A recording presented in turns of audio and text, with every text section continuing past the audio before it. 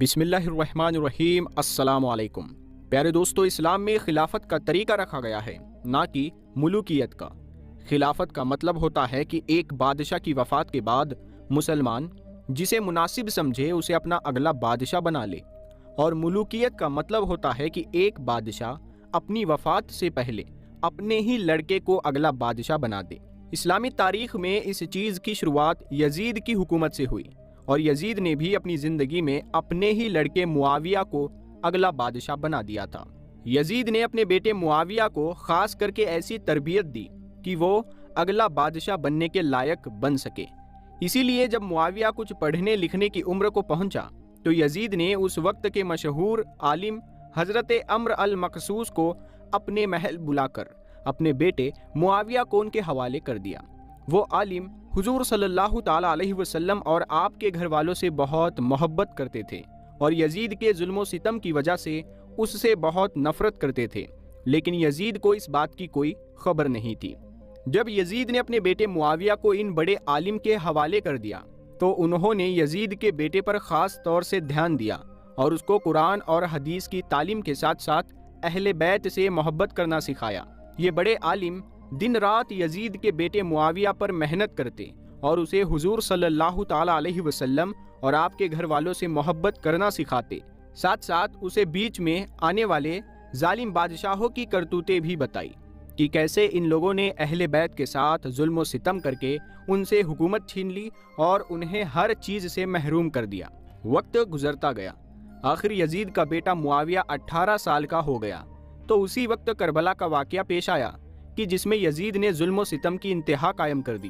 وہ اس طرح کہ ظالم یزید کے اشارے پر حضرت حسین رضی اللہ تعالیٰ عنہ کا کربلا کے میدان میں سر کاٹا گیا اور پھر اس کی بہت بے حرمتی کی گئی، یہاں تک کہ جب یزیدی فوج کے لوگ حضرت حسین رضی اللہ تعالیٰ عنہ کا کٹا ہوا سر لے کر کوفہ شہر کی طرف واپس جا رہے تھے تو راستے میں انہیں ایک جادوگر ملا۔ اس جادوگر نے پوچھا کہ اے فوجیو، یہ کس کا کٹا سر لے کر تم کوفہ جا رہے ہو؟ تو فوج کے لوگوں نے جواب دیا کہ یہ حسین بن علی کا سر ہے۔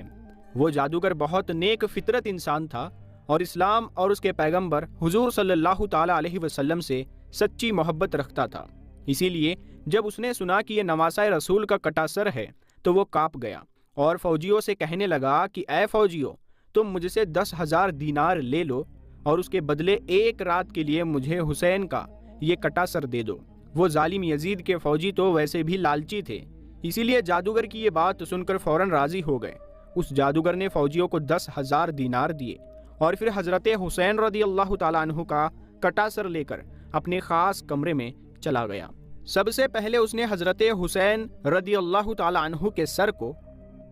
صاف پانی سے دھویا اور پھر ایک پاک کپڑے پر رکھتے ہوئے سامنے بیٹھ کر رونے لگا،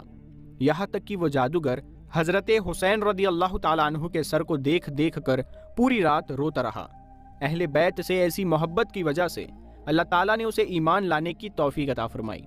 صبح اٹھ کر اس جادوگر نے وہ کٹا سر فوجیوں کے حوالے کیا اور پھر سارے فوجی حضرت حسین رضی اللہ تعالیٰ عنہ کا سر لے کر یزید کے محل کی طرف روانہ ہو گئے۔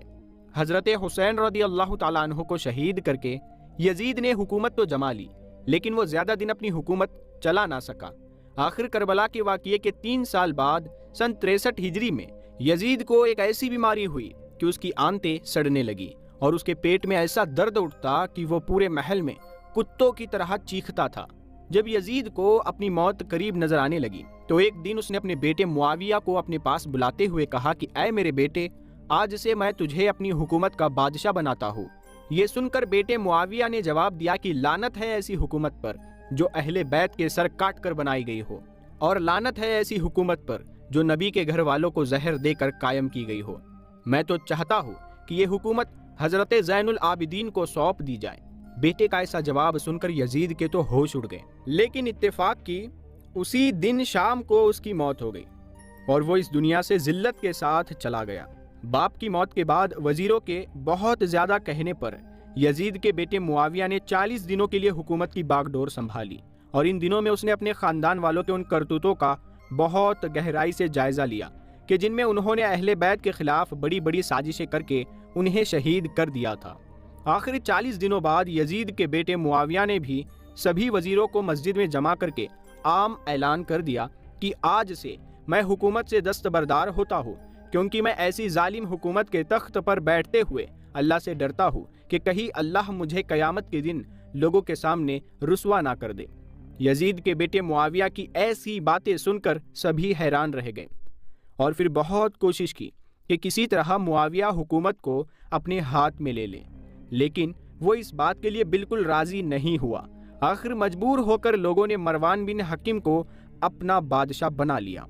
मरवान जैसे ही बादशाह बना तो उसने सबसे पहले मुआविया के उस्ताद हज़रत अम्र अल मकसूस को अपने दरबार में बुलाकर उन्हें बहुत सख्त सज़ा दी और कहने लगा कि तुम्हारी वजह से यजीद का बेटा मुआविया हम लोगों का दुश्मन बना है और उसने हुकूमत छोड़ी है, इसीलिए अब तुम्हें ऐसी सज़ा दी जाएगी कि दुनिया याद रखेगी। इतना कहकर मरवान ने कब्रिस्तान में एक गड़ा खुदवाया और फिर उन उस्ताद को जिंदा ही उस गड़े में दफन कर दिया। वो बेचारे अंदर ही अंदर तड़प तड़प कर शहीद हो गए। ज़माना गुजरता गया और बनु उमैया की हुकूमत कमज़ोर पड़ने लगी। आखिर 132 हिजरी में ये हुकूमत पूरी तरह ख़त्म हो गई और फिर बनु अब्बास की हुकूमत आई। बनु अब्बास का पहला सबसे बादशाह अबू जाफ़र मंसूर था। अबू जाफ़र जैसे ही बादशाहत के तख्त पर बैठा तो उसने बनु उमैया से अपनी दुश्मनी निकालने के लिए हुक्म दिया कि यजीद की कब्र को खुदवाया जाए और उसकी लाश को लोगों के सामने इबरत के तौर पर पेश किया जाए।